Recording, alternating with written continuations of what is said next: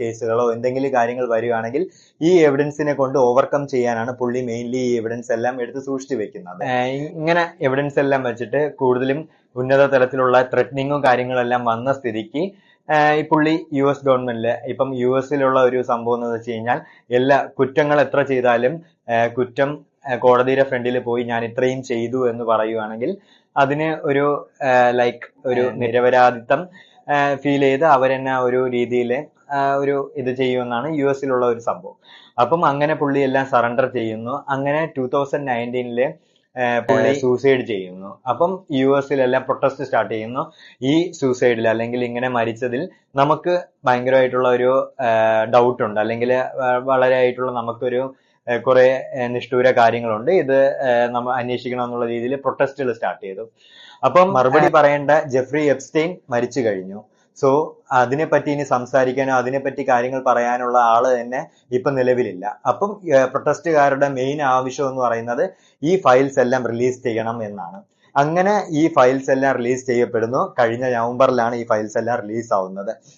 12,000 files എന്തോ ആണ് ഈ ഒരു ഇതിൽ ഉൾപ്പെടുന്നത്.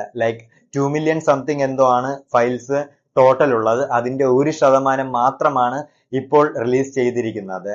അപ്പോൾ ഇത് പബ്ലിക്കിനെ വിസിബിൾ ആയിട്ട് നമുക്ക് ആർക്ക് വേണമെങ്കിലും ആക്സസ് ചെയ്യാനെന്നുള്ള രീതിയിലാണ് US ഗവൺമെന്റ് അത് റിലീസ് ചെയ്തേക്കുന്നത്. So you can check it എന്ന് പറഞ്ഞു കഴിഞ്ഞാൽ ജെഫ്രി അല്ലെങ്കിൽ എപ്സ്റ്റൈൻ ഫയൽസ് എന്ന് പറഞ്ഞ് ഗൂഗിളിൽ സെർച്ച് ചെയ്യുമ്പോൾ തന്നെ ഫസ്റ്റ് വരുന്ന US സൈറ്റിൽ തന്നെ നിങ്ങൾക്ക് കയറി അത് ആക്സസ് ചെയ്യാം.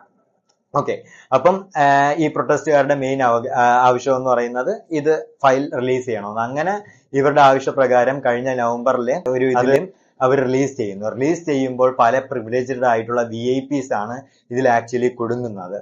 എന്ന് പറഞ്ഞു കഴിഞ്ഞാൽ Donald Trump, bill Gates, Michael Jackson, Stephen Hawkins, then നമ്മളെ ഇന്ത്യൻ പ്രൈം മിനിസ്റ്റർ ആയത് നരേന്ദ്രമോദിക്കെതിരെ പോലും വിരൽ ചൂണ്ടി വരുന്നുണ്ട് പല വീഡിയോസ് ഇതിലുള്ള ഫയൽസ് നമുക്ക് കാണുമ്പോൾ. അപ്പോൾ നമ്മൾ ഇന്ത്യക്ക് നേരെ വിരൽ ചൂണ്ടിയപ്പോഴാണ് പലരും ഇന്ത്യയിലുള്ള ആൾക്കാരും ഇത് സംസാരിച്ചു തുടങ്ങുന്നത്. സോ ഇത് അത്രയ്ക്ക് ഭയങ്കരമായിട്ടുള്ള രീതിയിൽ വിഷമമാണ് ആ ഓരോ ഫയൽസ് നമുക്ക് കാണുമ്പോൾ മനസ്സിലാവുന്നത്. കൊച്ചു കുട്ടികൾ ഇത്രയും അബ്യൂസ് ചെയ്യുന്ന ഇതുപോലത്തെ പ്രിവിലേജ്ഡ് ആയിട്ടുള്ള VIP മോൺസ്റ്റേഴ്സ് ഇപ്പോഴും ഉണ്ടെന്ന് ആലോചിക്കുമ്പോൾ